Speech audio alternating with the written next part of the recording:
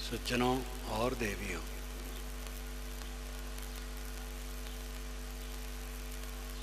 आदमी रोते रोते जन्मता है, शिकायत करते करते जीता है और पछताते पछताते मरता है। रोते रोते जन्मता है, शिकायत करते करते जीता है और पछताते पछताते मरता है। ये जीवन की हार है। रोते रोते जन्मना तो मनुष्य की प्रकृति है। मनुष्य के अलावा कोई प्राणी रोते रोते नहीं जन्मता, केवल आदमी रोते रोते जन्मता और जन्मते ही मानो घोषणा करता है कि मैं जीवन भर के लिए रोने के लिए जन्मा हूँ। शुरू में रो दिया, जीवन भर उसको रोना है। और रोना क्या है? शिकायत करना।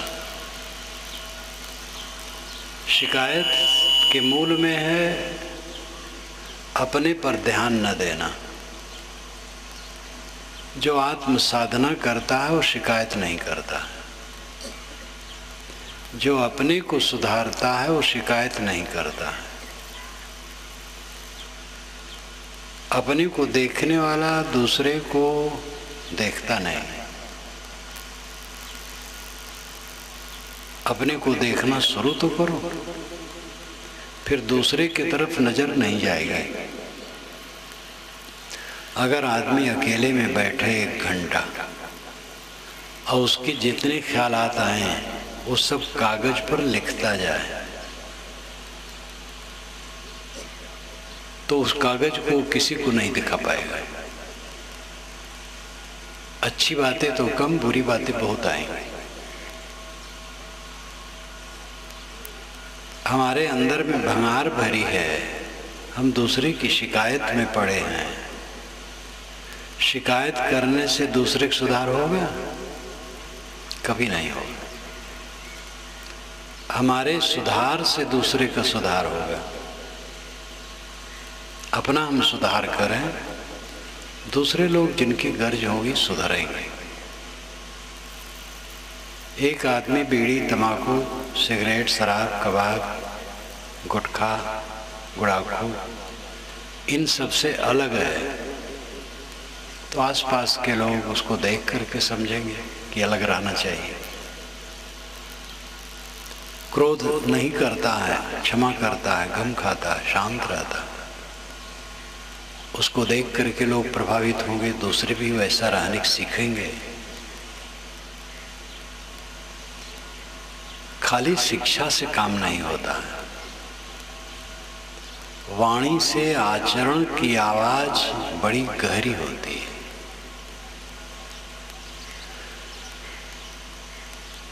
जब आचरण पूर्वक वाणी होती है तो वाणी भी गहरी होती है। इसलिए आचरण की आवश्यकता है। अपने को हम सुधारें, दूसरे के लिए रोना न रो। रोते रोते जन्मना हुआ है, उसमें अपनी सुवस्था नहीं। अनाथ अवस्था, शिशु एकदम अनाथ पैदा होता है। जैसे प्रकृति है वैसे वो करता है, रोता है। मां न शिक्षा लगेगी न रोना बंद करेगा, इसलिए उसकी चिंता छोड़ दो।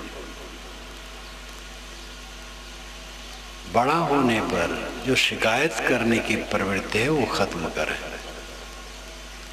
और शिकायत करने की प्रवृत्ति खत्म हो, परिवार समाज में आनंद आ जाएगा। दूसरे की शिकायत करना छोड़ो। बहू सास की शिकायत करती है, सास बहू की शिकायत करती है। बहुएं नई आती हैं तो सास की थोड़ी सेवा कर देते हैं।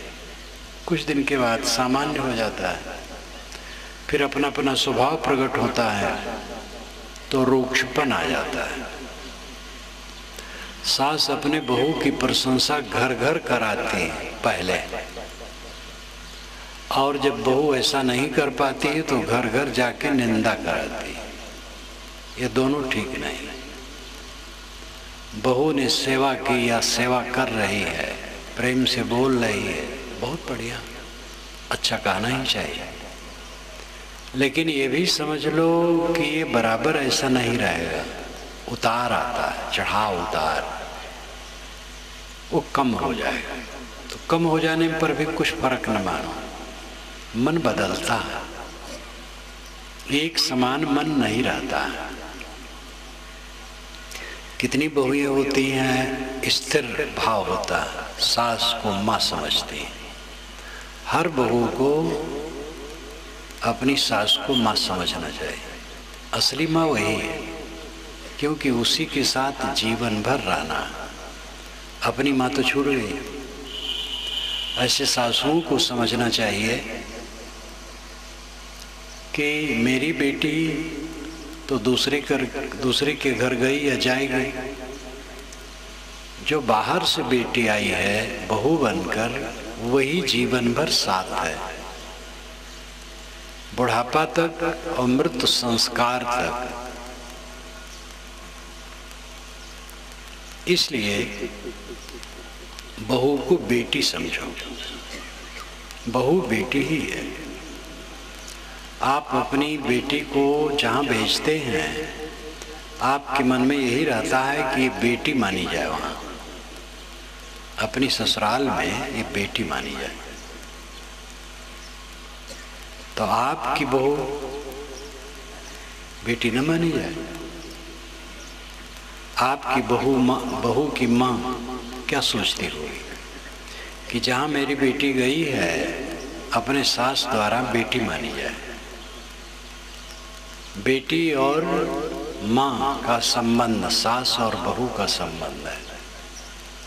ये भाव रखने ही से संबंध का सुख है। सास को माँ समझे, सास बहू को, बहू सास को माँ समझे, और सास बहू को बेटी समझे। और इसी दृष्टि से देखकर, इसी दृष्टि से बात कर, प्रेम से बात कर, प्रसन्न बहू और सास में प्रसन्नता, आपस में मधुर भाषा, घुल मिल करके रहना। देवरान जेठान को ऐसे रहना चाहिए, ननद भावज को ऐसे रहना चाहिए। ननद कुछ अपनी भाभी की बुराई करती है अपनी माता से, तो माता और पुत्री एक तरफ हो जाती है, बहू एक तरफ हो जाती है, तो घर में नरक होता है। ननद को समझना चाहिए कि कुछ दिन में जब मैं ससुराल जाऊंगी तो मेरी ननद भी सामने आएगी। मैं अपनी भाभी को कष्ट देती हूँ तो मुझे कष्ट देने वाली ननद ससुराल में मिलेगी। करनी का फल तो मिलता है। संसार ये चक्र है, गलत करोगे तो गलत लौट करके आपके सामने आएगा। गलत न करो, अच्छा करो। ननद भावज में प्रेम, सास बहू में प्रेम, देवरान जेठान में प्रेम, भाई भाई में प्रेम। कुछ भाई कहते हैं कि हम दुश्मन से बात करेंगे, भाई से बात नहीं करेंगे। ये कितना दुर्भाग्यपूर्ण वचन है। भाई के समान कौन हो सकता है? भाई से अगर खटपट भी हो गया है तो भी उससे बात करो, और कोई तीर्थ त्योहार पर उसको निमंत्रित करो, उसको खिलाओ, उसके यहाँ जाओ, प्रेम का व्यवहार करो। कदाचित मन न मिलता हो तो ऊपर से मिलाओ।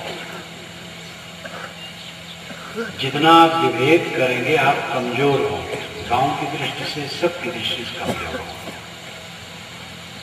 विचारों का फर्क होता है, विमत संसार का स्वभाव है, लेकिन विवाद पाप का फल है। विमत बुरा नहीं, विवाद बुरा है। विमत होता है, भिन्न मत, स्वभाव अलग अलग है। राम का और लक्ष्मण का दोनों का स्वभाव अलग था और दोनों में प्रेम था। राम में भी त्याग की शक्ति थी और लक्ष्मण में भी त्याग की शक्ति थी, लेकिन स्वभाव अलग था। राम शीलवान थे, लक्ष्मण शीलवान होते हुए उग्र थे, कट करते थे, संभाल नहीं पाते थे, लेकिन दोनों साथ रहे। जब राम ने आकर के कौशल्या से कहा, आसन हाथ से छू लिया और कहा, माता मैं इस पर बैठने लायक नहीं, क्योंकि मुझे पिता ने 14 वर्ष का वनवास दिया और भाई भरत को राज दिया। तो कौशल्या पदवश हो गए, तो उनको हवा दी गई, राम ने बैठाया। विलाप करने लगी कौशल्या कि अपने जीवन में मैं सुख नहीं पाई। कौशल्या ने कहा, अपने जीवन में मुझे कभी सुख नहीं मिला। ये वाल्मीकि रामायण के अनुसार मैं कहता हूँ, रामायण रास में सब मैंने लिखा है। रोती रही। लक्ष्मण सुने अपने महल में दौड़े दौड़े आए और तेज थे एकदम। उन्होंने कहा राम से, भैया पिताजी मेढ़ुआ, आपकी भाषा में कहा था मेढ़ुआ,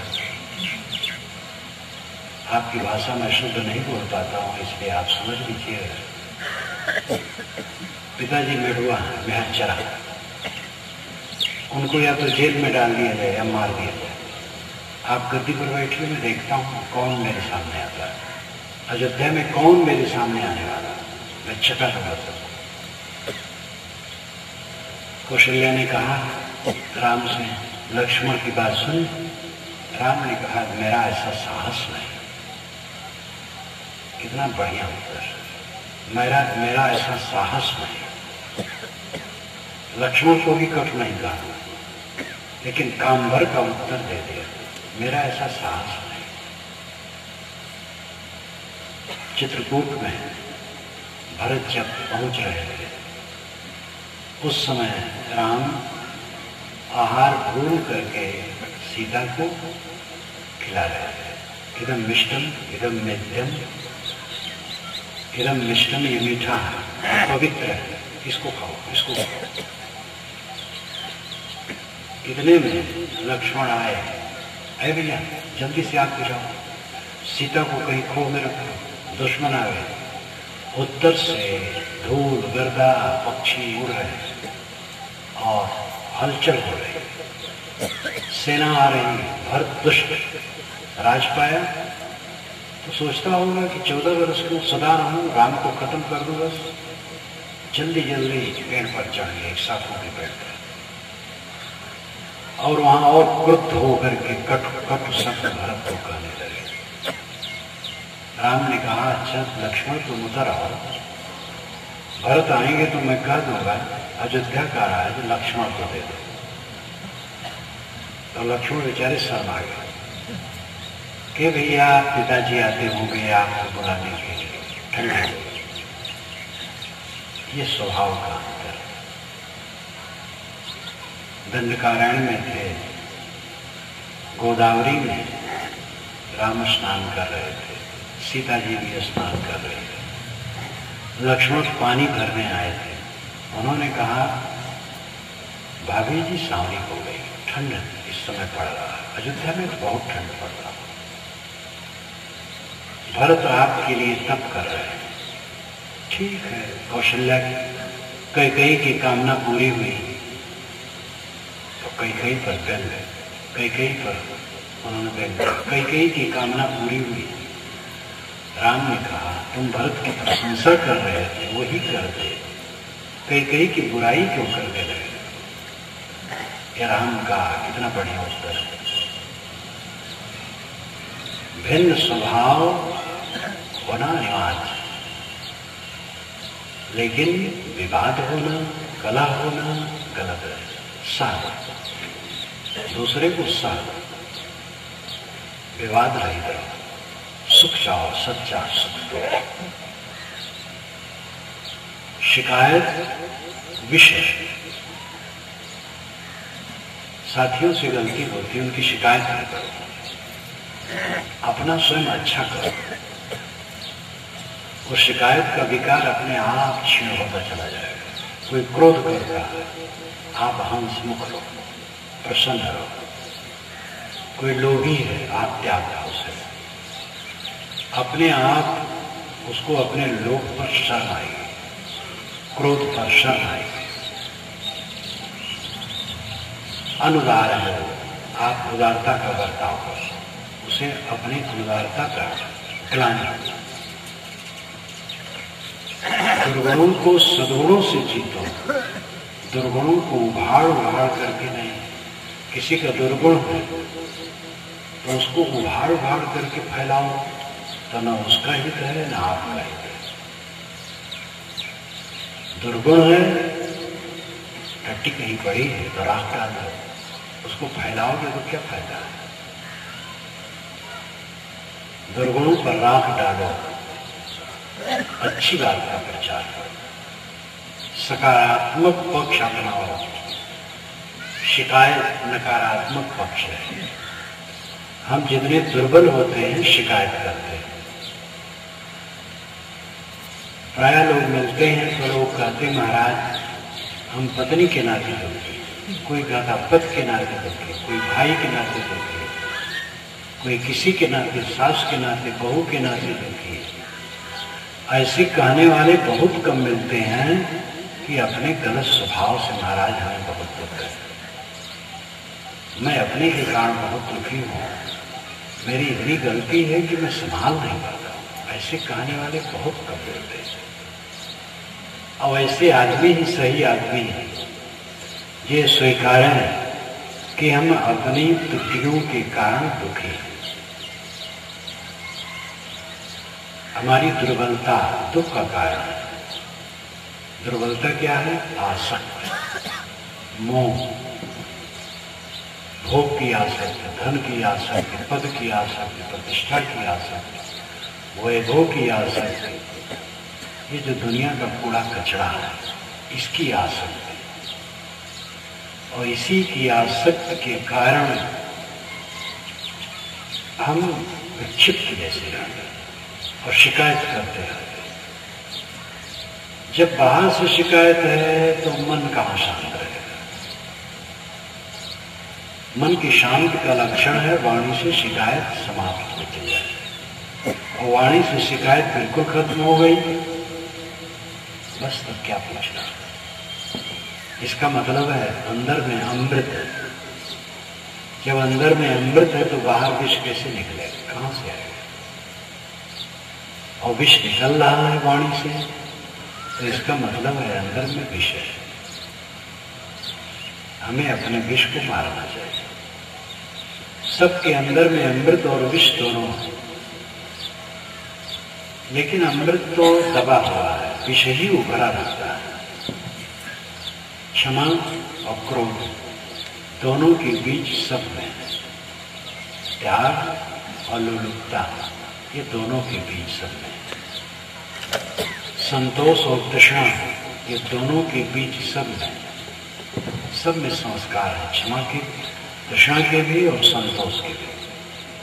संतोष दबा रहता है, तृष्णा बढ़ी रहती है, क्रोध बढ़ा रहता है, क्षमा कभी रहता है, लोलुपता बढ़ी रहती है, त्याग घटा रहता है। इस प्रकार विकार उभरे रहते हैं और सद्गुण दबे रहते हैं। इसलिए सबके अंदर से सब समय जहर निकलता है। जब वो वाणी से निकलता है तब प्रकट होता है, अंदर अंदर रहता है, अंदर अंदर डोलता रहता है विष। चेहरे में विकृत रमणीयता नहीं, प्रसन्नता नहीं, आह्लाद नहीं, चेहरा एकदम खराब। और फिर जब बहुत बढ़ गया तो वाणी से जहर उगलना। और जब मन निर्मल रहता है तो चेहरा प्रसन्न रहता है, देख करके दूसरा खुश होता है। और फिर वाणी अमृत निकलते। अपने जहर को मारो और दूसरे के उगले हुए जहर को सहो, आप अमृत हो जाओगे। गंगोत्री से पत्थर टूट करके चलते हैं, जो बड़े पत्थर होते हैं और टकराते टकराते चिकने हो जाते हैं, और जो कच्चे होते हैं टूट करके रेत हो जाते हैं। जो चिकने हो जाते हैं उसको लोग देवता मान के पूजते हैं, बच्चे रखते हैं, बहुत सुंदर लगता है, खेलते हैं। जीवन में टकरा करके चिकना होना है, टूटना नहीं। टकराहट तो जीवन में है। जहां आप रहोगे निरापद कहीं दुनिया में नहीं, विघ्न रहित दुनिया कहीं नहीं, सब जगह विघ्न बाधा है। एक सज्जन एक गांव में आए और कहे कि गांव वालों से कि मैं यहाँ जमीन लेके मकान बना के रहना चाहता हूँ। तो कहे देखो, वो बड़े मकान के दरवाजे पर चौबाहे में जो बुजुर्ग बैठे थे वो गांव के मुखिया, उनसे बात तो गए, नमस्कार किए, बैठे, बातचीत किए।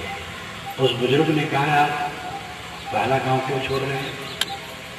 कहे वहां बड़े खराब लोग बसते हैं, इसलिए मैं वहां छोड़ देना चाहता हूं। उन्होंने कहा इस गांव में और खराब लोग हैं, बहुत खराब लोग, यहाँ आपको चैन नहीं मिलेगा। तो चला गया। 4 दिन के बाद एक आदमी और आया इसी ढंग का कहा। तो उन्होंने कहा कि आप वो गांव क्यों छोड़ रहे हैं? कहे वो गांव तो अच्छा है, लोग बड़े अच्छे हैं, लेकिन कुछ हमारी आर्थिक स्थिति और कुछ परिस्थिति ऐसी है कि वहाँ की चीज़ हम बेच देना चाहते हैं, अब आपके गांव में खरीद के रहना चाहते हैं। वैसे वो गांव वाले बड़े अच्छे हैं। तो बुजुर्ग ने कहा आइए हम बसिए, यहाँ भी लोग बड़े अच्छे हैं। तो एक आदमी जो उनके पास बैठता था, उसने कहा साहब आप उसको कहे कि हमारे गांव के लोग बड़े खराब हैं, आवाज करते बड़े अच्छे हैं, ऐसा क्यों? तो कहे देखो, उसने जब कहा कि मेरे गांव में सब बड़े खराब हैं, तो मैं समझ गया खुद खराब है। गांव में सब कहीं खराब होते हैं, और यहाँ आएगा तो यहाँ भी उसको खराब लगेगा। इसलिए मैंने कहा यहाँ और खराब है तो यहाँ न आए।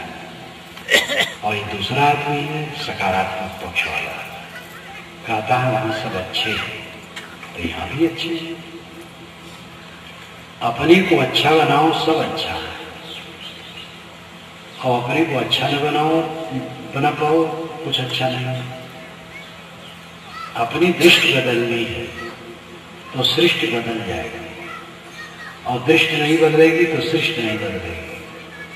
घबरा करके यहाँ कहीं चले जाओ, वहां से भी घबरा होगा। घबरा के कहते हैं कि हम मर जाएंगे, और मर के चैन न पाए तो किधर जाएंगे? मरना सत्ता का अंत नहीं है, देह और जीवात्मा का वियोग मात्र है। इसलिए परहत्या आत्महत्या दोनों पाप है। जहां हो अपने को संभालो, अपने को बदलो। एक आदमी घर में बैठा था, उसको बहुत बुरा लगा चारों तरफ। कहीं बच्चे की टट्टी पड़ी है, कहीं गंदा कपड़ा पड़ा है, कहीं थूक है, सफाई नहीं है, बड़ी घृणा है। गांव छोड़ करके वो शहर चला गया। जिस मोहल्ले में गया चारों तरफ दुर्गंध, शहर को उसने छोड़ दिया। जाके एक बाग में बैठा, एक पेड़ के नीचे बैठा तो ऊपर से पक्षी ने बीट कर दिया। कहा यार आगे बाग में भी गंदगी है, तो वन में चला गया। वन में गया, एक स्वच्छ जमीन पर बैठा। तो जब उसकी नजर जमीन पर गड़ी तो देखा हड्डी का चूर। उसको बड़ी घृणा हुई कि थल में कहीं दुर्गंधित छुटकारा है, आकाश में उड़ नहीं सकता हूं, अब जल में उतर जाऊं। नदी वहीं बहती थी, नदी में उतरा, जैसे उतरा तैसे एक सड़ी लाश पर उसका पैर पड़ गया। तो बड़ी घृणा, न थल में मंगल है न जल में मंगल है। तो उसने सोचा अब जल के मर जाऊं, जीना अच्छा नहीं, कहीं दुर्गंधित छुटकारा नहीं। तो उसने सूखी लकड़ियां इकट्ठी की, जंगल था, चिता बनाई उसने, आग लगा के बैठने ही वाला था, वनवासी लोग आ गए। फिर तुम क्या करते हो? फिर सर्वत्र दुर्गंधी है, इसलिए मैं जब मरना चाहता हूं। वनवासियों ने कहा यार यहां चलोगे तो कितना गंदा होगे, इसलिए दूर जाकर के चलो।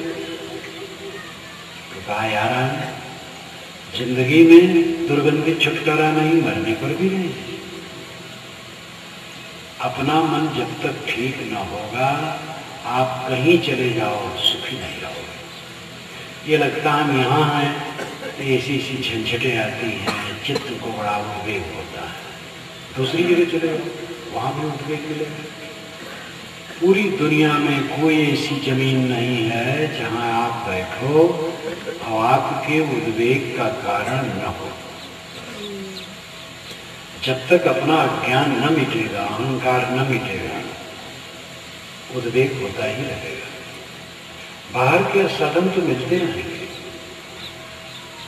प्रतिकूल कहने वाले मिलेंगे, प्रतिकूल परिस्थितियां मिलेंगी, ठंडी मिलेगी, गर्मी मिलेगी, वर्षा मिलेगी, गाली देने वाले मिलेंगे, मीठे वचन बोलने वाले मिलेंगे। ये दुनिया द्वंद्व है। सबसे पुराना ग्रंथ धरती तल का वेद है, उसमें ऋग्वेद एकदम पुराना पढ़ो। उस जमाने का द्वंद्व, लड़ाई झगड़ा झगड़ा, जगह जगह झगड़ा झगड़ा, बहुत झगड़ा। देवताओं से बारंबार प्रार्थना की गई, बचाओ बचाओ। लोग कहते पहले का जमाना बिल्कुल सतयुग का बहुत बढ़िया था, कभी बढ़िया नहीं था कभी बुरा नहीं था, अच्छा बुरा सब समय। नदी चलती है तो एक कभी इधर किसी तरफ काटती, किसी तरफ काटती है, सब समय में अच्छाइयां बुराइयां रहती हैं।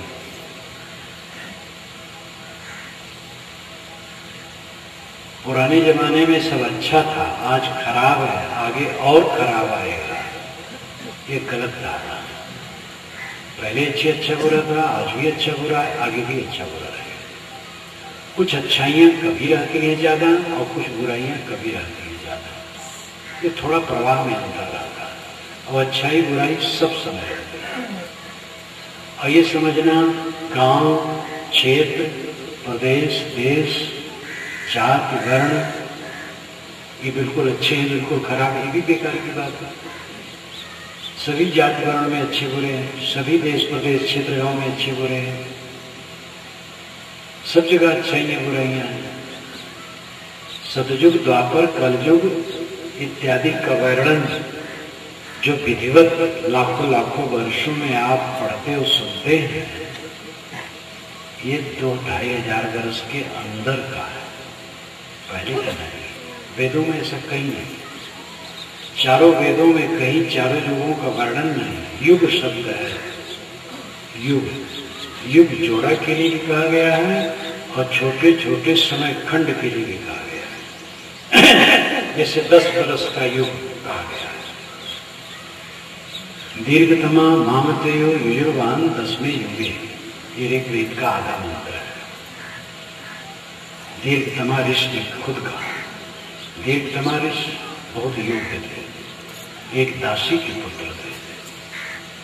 आज के ब्राह्मण लोग कहते हैं कि वेद में शूद्रों का अधिकार नहीं, और दीर्घतमा दासी के पुत्र थे और वेद मंत्रों के रचयिता थे। कई शूद्र कुलोत्पन्न वेद मंत्र के रचयिता। और पंडित ये भी कहते हैं स्त्रियां वेद में अधिकारी नहीं, यहां तक कि ब्राह्मण के घर की स्त्रियां भी वेद नहीं पढ़ सकती, जबकि 1 दर्जन से अधिक स्त्रियां हैं जो वेद मंत्रों की रचयिता है। तो दीर्घतमा ममता का पुत्र था। ममता माँ का पता था, पिता का पता नहीं, इसलिए ममता के साथ उसका नाम जुड़ा था, मामतेयो, दीर्घतमा मामतेयो। ममता का पुत्र दीर्घतमा युजुर्वान बूढ़ा होने लगा 10वें युग। 10वें युग में 10वां युग क्या है? 10वां दशक। 90 वर्ष की उम्र जब पूरी हो गई और 91वां शुरू हुआ तो 10वां दशक लग गया। तो 10वें युगे 10 वर्ष का एक युग कहा गया। सतयुग, त्रेता, द्वापर, कलयुग, ये 4 नाम उससे वेदों में कही है। वैदिक साहित्य में एक जगह चारों का नाम आया है, ऐत्रेय ब्राह्मण में जो ऋग्वेद का ब्राह्मण है। कलि शयानो भवत् संजयानस्तु द्वापरा उत्तिष्ठत् त्रेतावत् कृतं संपद्यते चरन्। कलि शयानो भवत्, जब आदमी सोया है तो मानो कलिकाल है। कलि शयानो भवत् संजयानस्तु द्वापरा, जग गया तो द्वापर आ गया। उत्तिष्ठत् त्रेतावत्, उठ खड़ा हुआ तो त्रेता हो गया। कृतं संपद्यते चरन्, अगर चलने लगा तो कृत युग, सतयुग आ गया। ये लाक्षण के रूप में पहली बार वैदिक साहित्य में एक जगह आया। कभी कोई ये नहीं कहा गया इतने इतने काल का ये युग होता है। युगों का वर्णन सब पौराणिक है, वैदिक नहीं है। 2000 वर्ष का ठीक से इतिहास नहीं मिलता है और एक एक युग कई कई लाख वर्ष बताते हैं, सब काल्पनिक है। सतयुग में सब ठीक था, द्वापर में घट गई अच्छाई, त्रेता में द्वापर में और घट गई, कलयुग में और घट गई, ये सब बकवास है, सब समय अच्छी है। आप बिल्कुल सतयुग में जी सकते हैं, अपने मन को ठीक करें। दंडकारण्य में जब राम पहुंचे तो हड्डियां बहुत पड़ी। ऋषियों से उन्हें पूछा तो ऋषियों ने कहा, राक्षसों ने ब्राह्मणों को, ऋषियों को खा करके हड्डी का ढेर कर दिया। ये त्रेता की बात है। आज कलयुग में भारत में कहीं संतों को खा करके हड्डी पड़ी है, तो तब युग अच्छा था कि आज? इसलिए पहले खराब था, बकवास। अच्छा खराब सब समय। आप रहना चाहें अच्छा तो बिल्कुल अच्छा रह सकते हैं, आप निर्बल हैं। सतयुग में पूरा जी सकते हैं, चित्त निर्मल रखकर। जीवन का उद्देश्य भोग नहीं, योग समझे। बाह्य लंपटता नहीं, अंतर्मुखता समझे। सांसारिक घोड़दौड़ और तृष्णा नहीं, मोक्ष समझे, शांति समझे और अपने जीवन को सुधारें। देखो सतयुग जीवन में वर्तमान करेगा। जो महापुरुष अपना कल्याण किए हैं किसी समय, उस समय भी आज जैसा उपद्रव रहा, राजनीतिक उथल पुथल रही, सामाजिक पारिवारिक उथल पुथल रही, रोग व्याधियां रही, हल्ला गुल्ला रहा, कीचड़ पानी रहा, कलह कल्पनाएं रही, सब कुछ आज जैसा रहा। उन्होंने अपने को संभाला। हम और आप अपने को संभालें तो हमारे लिए रास्ता साफ है, रोड़ा नहीं। अपने को जगाने की जरूरत है। हमारा वैरी कोई नहीं। सतगुरु कवि कहते हैं, तेरा वैरी कोई नहीं, तेरा वैरी फैल। अपने फैल मिटाए दे, गली गली कर शैल। तुम्हारा दुश्मन कोई नहीं है, तुम्हारा दुश्मन तुम्हारी बुराइयां हैं। अपनी बुराइयों को निकाल दो, गली गली में घूमो, कोई परवाह नहीं। जब श्री राम चित्रकूट गए तो उन्होंने लक्ष्मण से कहा कि जाओ, जो यहाँ का जमींदार है उससे पूछाओ, हम झोपड़ी बनाना चाहते हैं।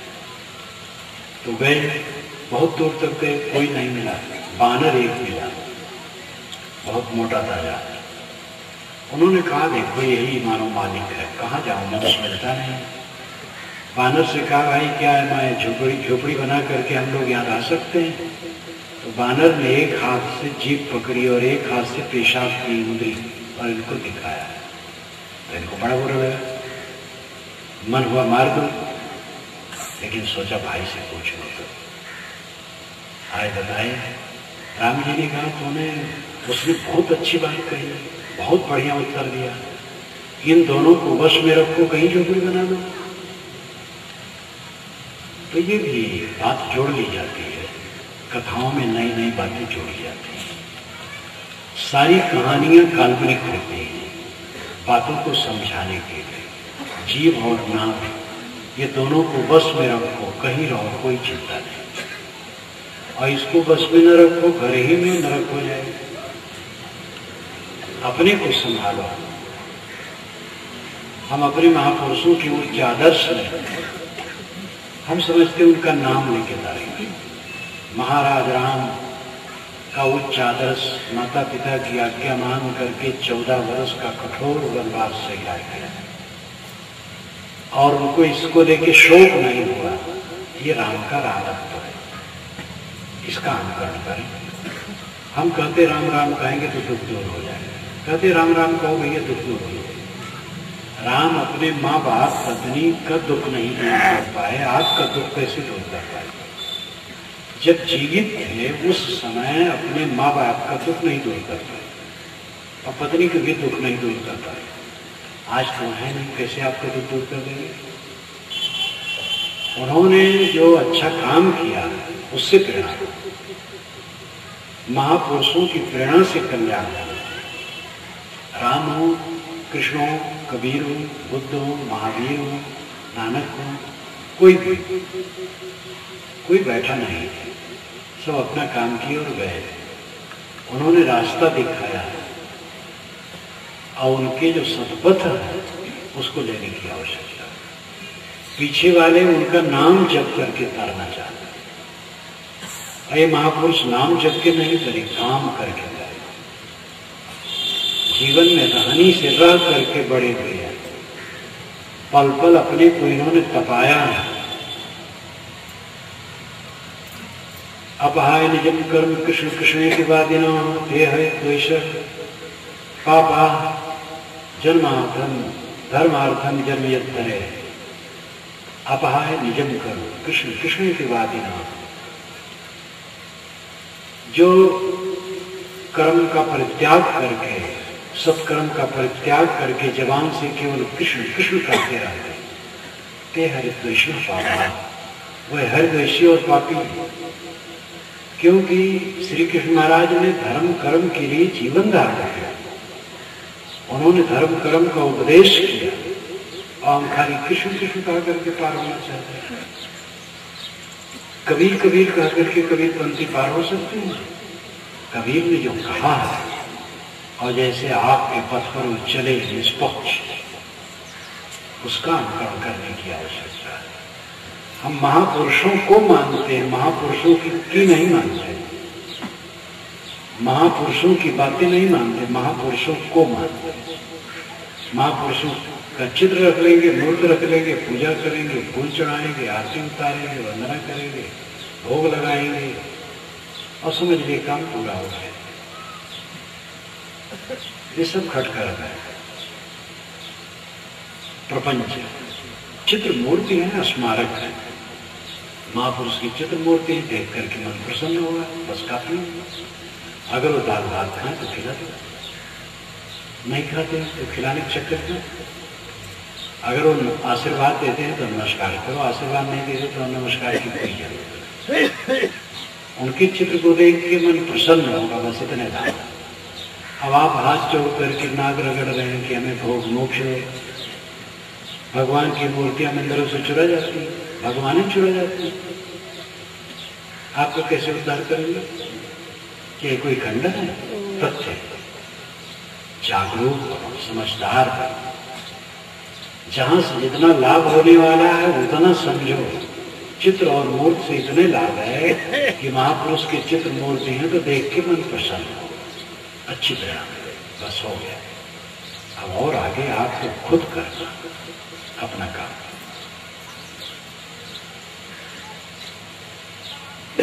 भारत माता का उपासक कौन है?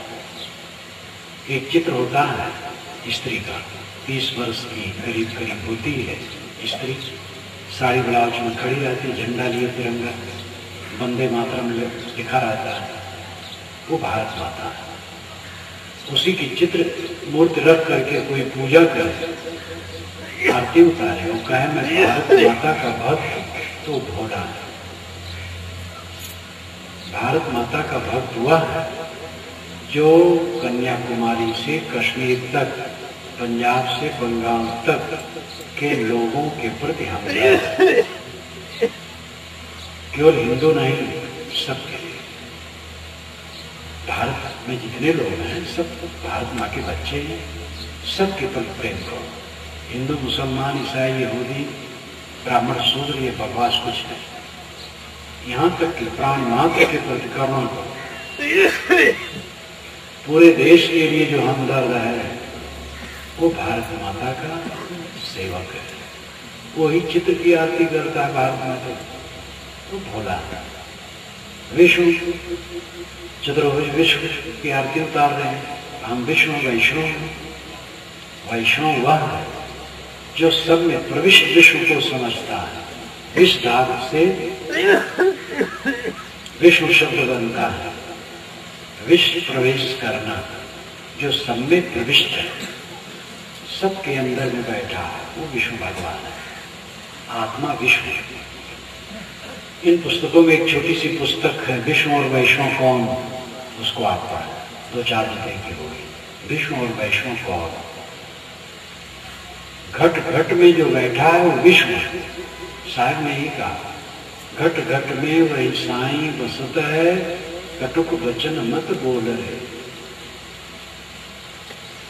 हम ऐसे भगवान को भोग लगाते हैं जो एक दाना नहीं खाता है, और जो खाने वाला भगवान है उसकी खुराक छीनते हैं। ऐसे ऐसे भगवान के भक्त हैं कि घंटा घंटा पूजा करेंगे। अफसर ऑफिस में बैठेंगे तो बिना घूस लिए काम नहीं करेंगे। घूस जिससे लेते हैं वो असली भगवान है, मनुष्य वो असली भगवान है, उसकी खुराक छीनते हैं। और घर में जिसकी पूजा किए हैं वो असली भगवान नहीं है, वो मिट्टी की पिंड है, एक दाना नहीं खाता है। जो खाता नहीं है उसको खिलाने ढोंग करते हैं, और जो खाता है उसकी खुराक छीनते हैं। दुकानों पर यही हो रहा है, ऑफिसों में यही हो रहा है, हर जगह यही हो रहा है। शोषण, असली भगवान का शोषण हो रहा है। कि घट घट में बैठा भगवान, इसकी भगवत्ता को समझें, प्राण मात्र के प्रति हमदर्द हो, ये असली भक्ति। कबीर साहब ने यही कहा, घट घट में वही साईं बसता है। काई कबीरिये हरि के पूता, राम रमे ते कुकुरी पूता। राम तो कुकुरी के पूत में भी रमा। एक राम दशरथ का बेटा, एक राम है घट घट लेटा, एक राम है जगत पसारा, एक राम है जग से न्यारा। यहाँ भी कहते होंगे, अवध क्षेत्र में एक कहावत बहुत प्रसिद्ध है। एक राम है, एक राम दशरथ का बेटा है जो प्रसिद्ध है, और एक राम घट घट में लेटा है। सब देहों के अंदर में एक राम बैठा है, और उसमें एक राम है जगत पसारा। एक राम तो जगत पसारा में डूबा है, और एक राम जग से न्यारा हो गया। तो कुल अर्थ यह है कि एक प्रसिद्ध राम दूसरे राम है जो हमारे पूर्वज हैं, पूज्य हैं, आदरणीय हैं।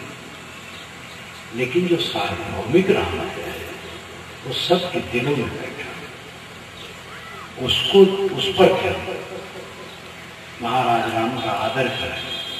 वे हमारे पूर्वज आदरणीय, आदर्श, और उनसे हम प्रेरणा करें। कहीं अगर उनसे त्रुटि हुई है तो उससे प्रेरणा लें, उससे प्रेरणा लें कि हम ऐसा न करें। अच्छाइयाँ हैं उससे प्रेरणा लें, आदर करें, श्रद्धा रखें। लेकिन जो सार्वभौमिक राम है वो घट घट में। अगर हम श्री राम की उपासना करते हैं तो ये हमारा व्यक्तिगत विषय है और ये थोड़े लोग करेंगे। कृष्ण उपासक ही श्री राम की उपासना नहीं करते। जो कट्टर कृष्ण उपासक है वे श्री राम की उपासना नहीं करते, और जो कट्टर श्री राम के उपासक है वो कृष्ण की उपासना नहीं करते। शैव ये दोनों की उपासना नहीं करते।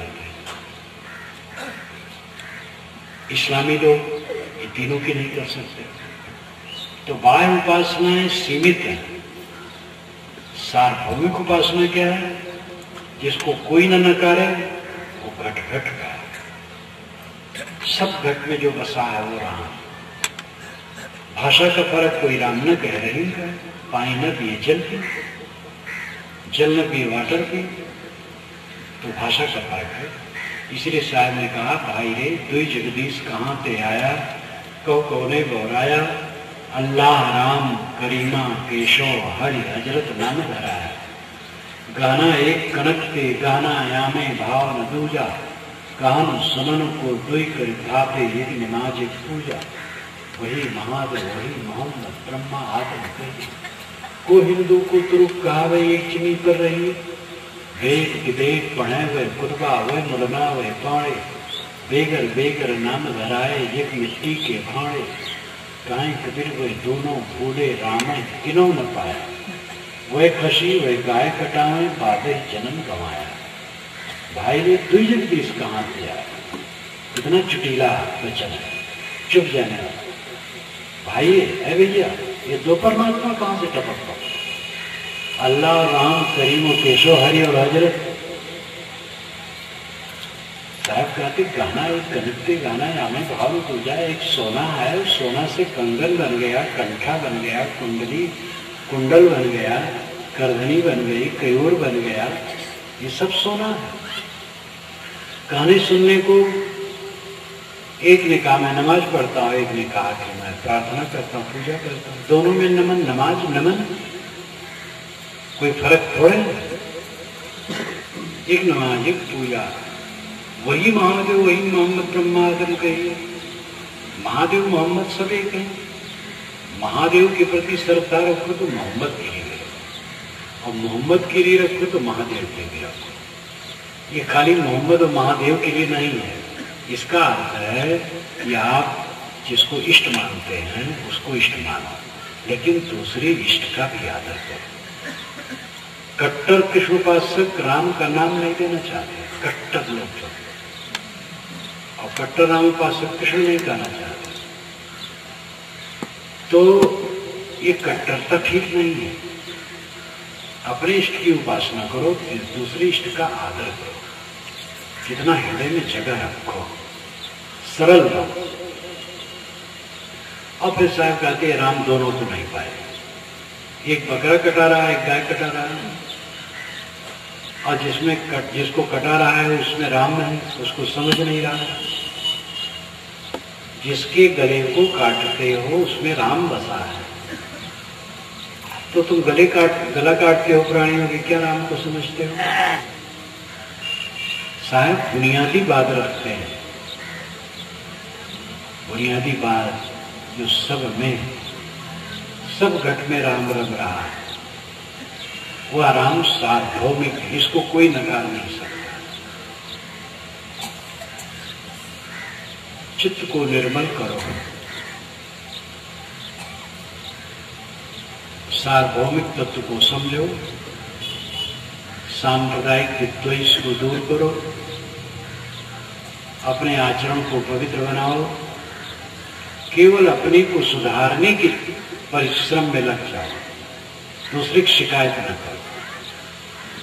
आपके सद्गुणों से जो फल मिलेगा वो दूसरे की शिकायत करने से आपको नहीं मिलेगा। जब आप सद्गुण से भर जाएंगे, दूसरे लोग भी सबका समाधान हो जाएगा, तो सब समझ जाएंगे जिनको जितना समझना होगा। शिकायत करना अपनी दुर्बलता है। इसलिए शिकायत करते करते जो आदमी जीता ये रोना है।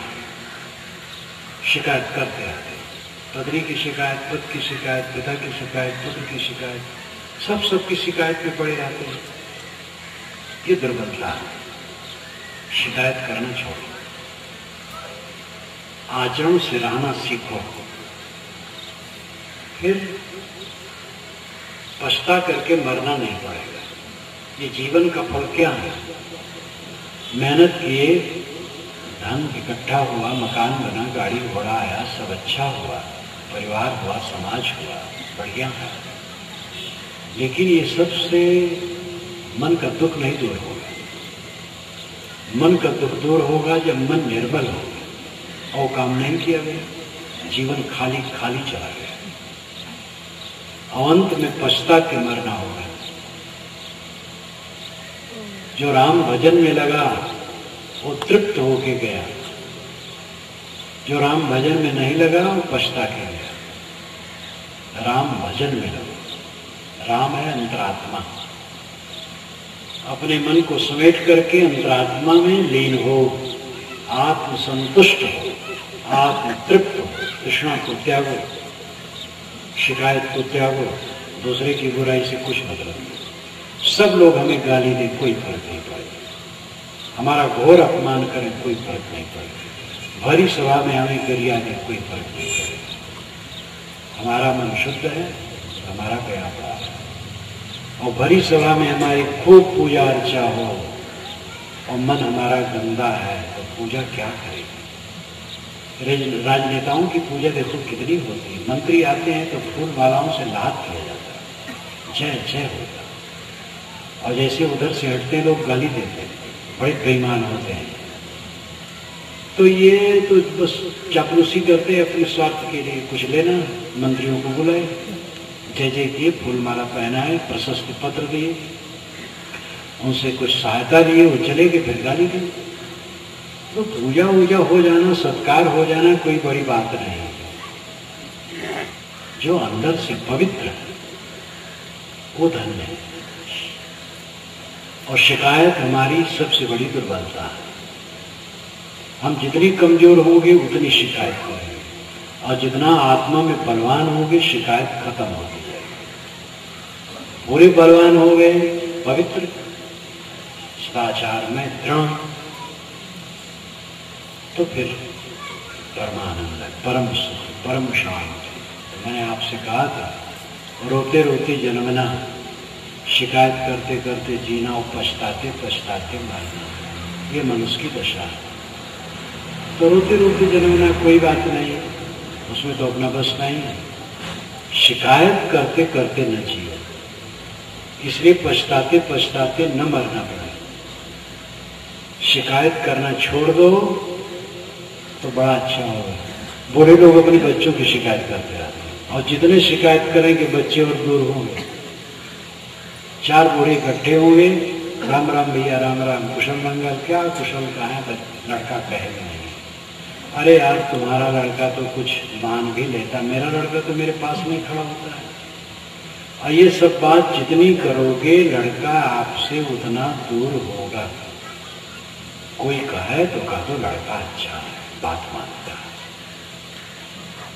सेवा करता है। बच्चे बहुए सेवा करें तो धन्यवाद दो, न सेवा करें तो भी धन्यवाद दो।